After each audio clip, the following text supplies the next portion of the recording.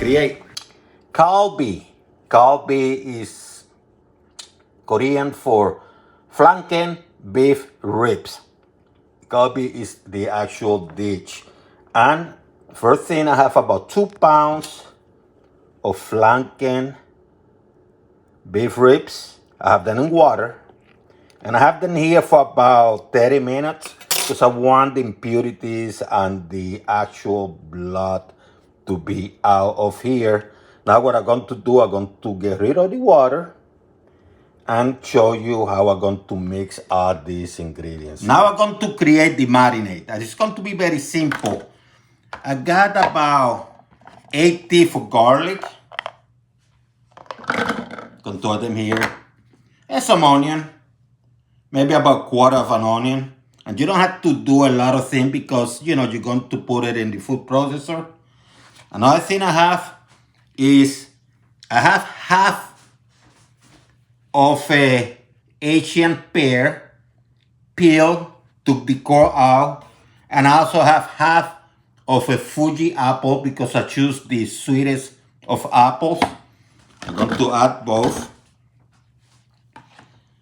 I'm going to add about 1/4 cup of mirin.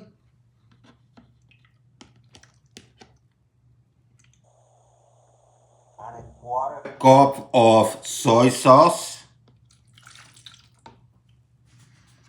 I have a cup of green onions.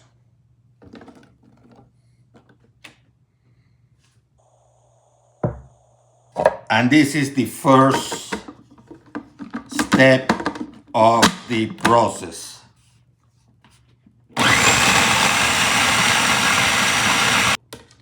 Now what I'm going to do, I'm going to put a 1/4 cup of sugar. I'm going with white, you can go with brown sugar. You can use a sugar replacement. About a couple teaspoons of sesame oil.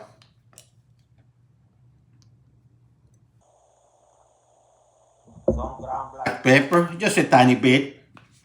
Sprinkle a little bit. Now you can add some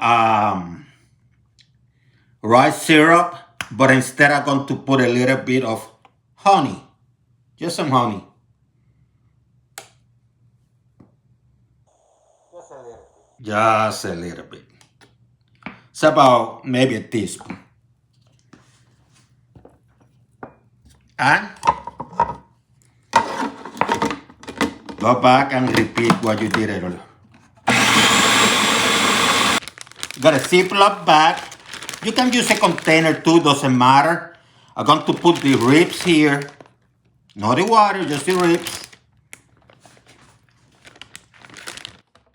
And now I'm going to put the marinade mix on it.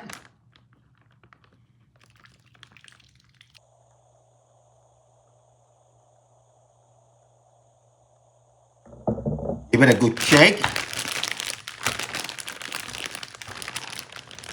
See how pretty it's looking.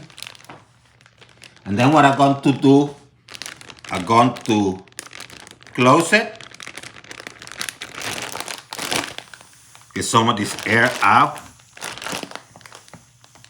Close it. If the bag is too big, you can fold it a little bit. Tie it up so the flavor and the marinade centralize. And then you can put it aside overnight in the refrigerator. Or if you're rushing or whatever, about 3 or 4 hours, okay? Overnight, 3 or 4 hours. Let's take a look at this. Oh, look at this beauty. Look at this beauty. So what I'm going to do next, make sure if you had in the refrigerator that it's outside for at least 30 minutes, okay? Because you want things to cook evenly. So what you're going to do is, you can use a cast iron, you can use a pan. I'm going to go with the griddle because I'm going to put it in the oven. I'm preheating the oven at 450 degrees Fahrenheit. because I'm trying to imitate the grill outside. What I'm going to do, actually, they even changed the color. Just going to put them here.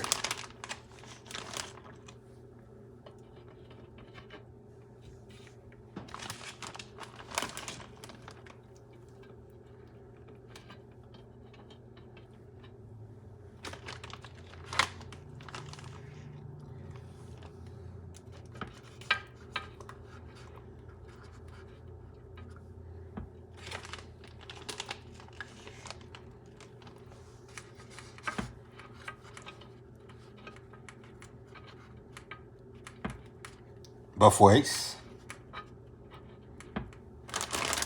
And I'm probably going to cook the other one using the stove process too to show you both. But this one are going to go to the oven, okay? 450 degrees Fahrenheit. These one are in the oven. Stove process. I got a cast iron, you can use whatever. And I'm going to go with this one because I want you to see what I'm doing. Let me cook some here.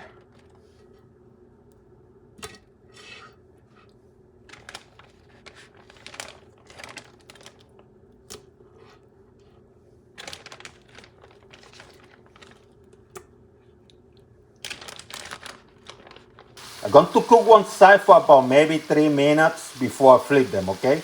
But 3 minutes later,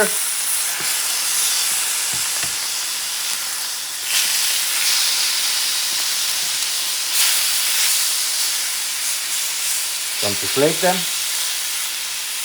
And I'm going to let them cook for about 3 more minutes. I don't want them to burn too much, so I'm going to put some of this juice on them. Some of the juice.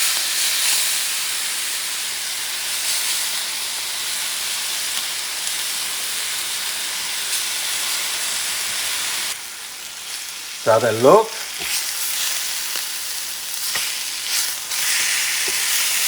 Let me do one more flip because I put some juices on top. And that flip means 1 more minute. That's it, okay? Put them aside. These ones have been cooking for 7 minutes. 7 minutes so far. They're looking pretty. Let me turn them around.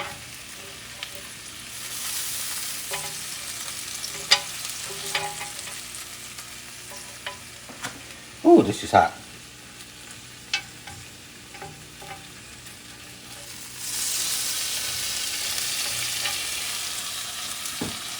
And I'm going to put some of that juice or some of that stuff, the apples and the pears on top.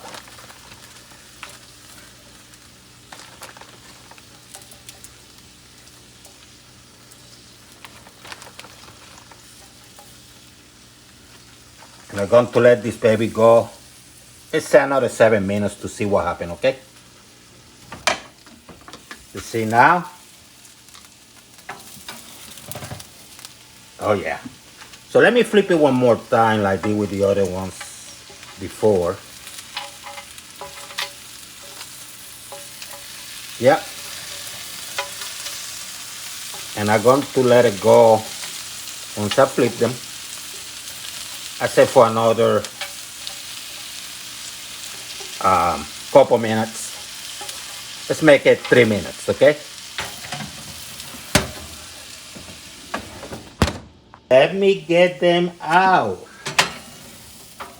Look at these beauties. Look at these beauties.